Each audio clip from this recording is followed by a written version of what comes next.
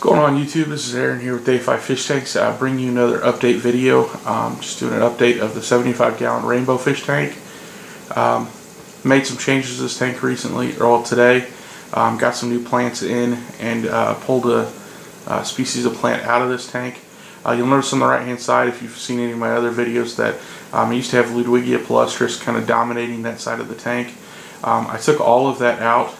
I had put some in my angelfish tank to kind of see if I could get that to grow in there, but then the rest of it, the majority of it, just sent it off to another fellow YouTuber, sent it to him, seeing if he can use it. But it's not that I had nothing against that plant. I really like that plant. It grew really well for me. At one point in time, it dominated over half of my tank. If you see some of my native, when I had a native tank going, it dominated the whole left side of my tank, and grew like crazy. It was awesome, but I don't know, it didn't fit with what I was looking for with this tank, so I ended up pulling it out.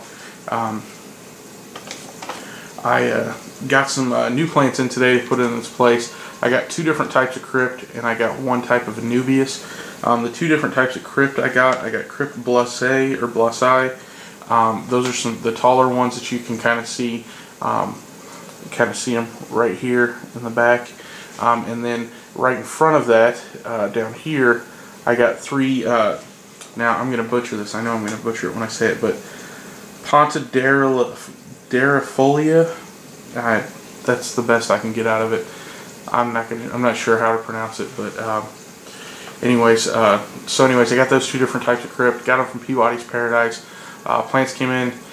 Crypts, I never judge crypts by the way their leaves look, because they never travel well and they always melt for me. But the root systems on those things, which is the most important when it comes to crypts, the root systems on these things were incredible. So I know they're going to do well. I know they're going to bounce back. And then the Anubias that I have is this right here, this Anubias Naji. I've gotten that before from Peabody's Paradise, and really like how it's grown in my other tank. I have it attached to a piece of driftwood, and just really like how it's growing, really like how it looks. I like the size of it and the shape of the leaves and everything. This one was the one I got from Peabody's Paradise, and this one was a lot bigger than I expected. Normally when I get crypts, it's usually 4 or 5 leaves. This one's got like 8 or 9 on it. And then the root system, if you see the plant, I mean, it's a good sized plant. I'd say probably more, I'd say like 10 or 12 leaves on it or whatever. But it's a good sized plant, but the root system was almost as big as the leaves and the rest of the plant. So the root system on this one was massive. Just a massive amount of roots I had to bury for this thing. So that's always a good sign. Can't complain about that. So once again, very happy with my order from Peabody's Paradise. If you're looking for plants, he's got a pretty decent selection on there, better than a lot of the ones out there. And he's always got some good stuff in stock, and his shipping prices are really reasonable, and everything I've gotten from him has been golden. So no complaints at all whatsoever from anything that I've gotten from him. Anyways, that commercial being done with. So I put those in there. I wanted something. I wanted some root feeding plants, some kind of like root based. What's the word I'm looking for? Not stem plants. I just wanted something different than stem plants. I've got the jungle val on the side. It's not technically a stem plant, but it kind of grows like one, kind of looks like one. The bacopa back there, all the dwarf sage. So I wanted something, I like crypts and swords and stuff like that. I like the look of them. I've got one sword in the back left corner, but it's kind of getting swallowed up by the jungle val right now. But I just kind of wanted to go with a different look for the right hand side of the tank. Plus, having Ludwigia in front of the filter intake, it was just constantly getting leaves sucked up in there. Ludwigia, it grows really fast, but it also sheds leaves pretty well too. You can never tell. It's not like it ends up shedding all the leaves except for the top ones, like Hydro has a tendency to do, or something like that.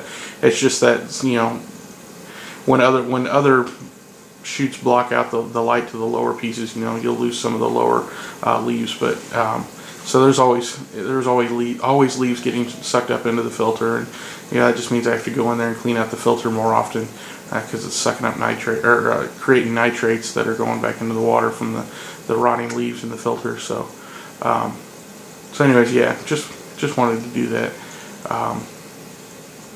But yeah, I really like kind of how it looks. I changed the driftwood around after I took that big piece of driftwood out, because I was just tired of the blackbeard algae all over it.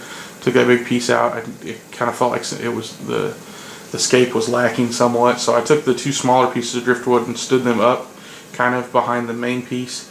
I thought about cutting off that main piece, like cutting off the bottom part of it right there, and then flipping it over, and then seeing how that would look, and then kind of backing all the driftwood pieces like they were coming out of the corner of the tank, and just kind of growing up something behind that. Thought about doing that.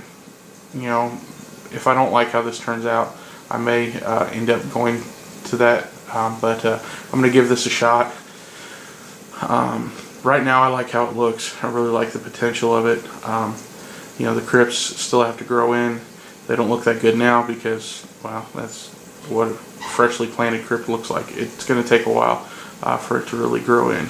But anyways, that's what I've got going on in this tank right now, and thanks for watching, guys. Have a great week.